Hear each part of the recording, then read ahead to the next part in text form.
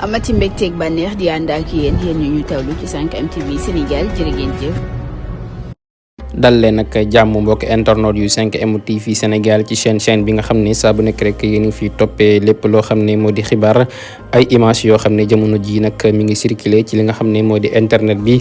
ñu ci gis ki nga xam ne rek moo di Ndeye Khady Ndiaye ak borom këram bi moom Ndeye Khady Ndiaye mi nga xam ne rek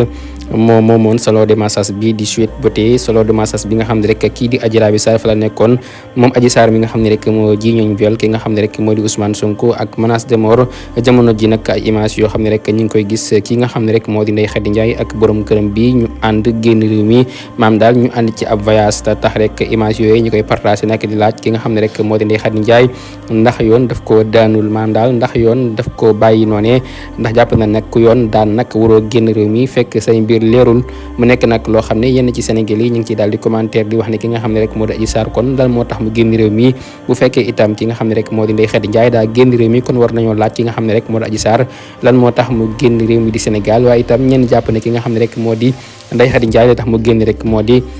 loi d'amnistie bi kon day dugg ca biir ndax moom nag ginnaaw ba ñu ko daanee nag ñi nga xam ne rek ñoo fi nekkoon dañoo dàq lépp loo xam ne rek moo fi amoon lu mel ni li nga xam ne rek moo di manifestation yi fi amoon ñi nga xam ne rek ñoo ci dee ak lépp loo xam ne rek moo xewoon ci nguuru président Sall loi d'amnistie daf koo dàq moom nag kon jamono ji dañoo jàpp ne rek dafa dugg ci loi d'amnistie bi moo tax rek jamono ji ay mbiram loolee kenn dootu ko topp moom nag ki nga xam ne moo di Ndeye Khady Ndiaye jamono ji daal mën nañoo wax ne nag nekkul ci réew mi di Sénégal maam daal ànd na ak ki nga xam ne rek moo di borom këram ci ab voyage tax rek ñuy partage yooyu la photo ci li nga xam ne rek moo di internet bi. borom njurul moom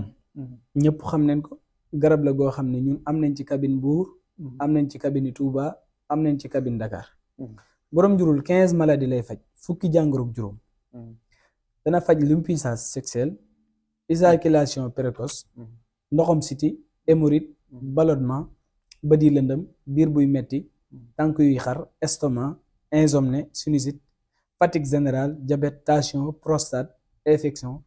yooyu yëpp da koy dindi ba si jigéen gi nga xam ne day am perte blanche ak règle douloureuse te garab bi du xeeñ de gis nga ni nga koy gisee nii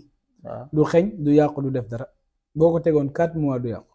du def dara doo ko dugal ci frigo doo ko def dara te garab bi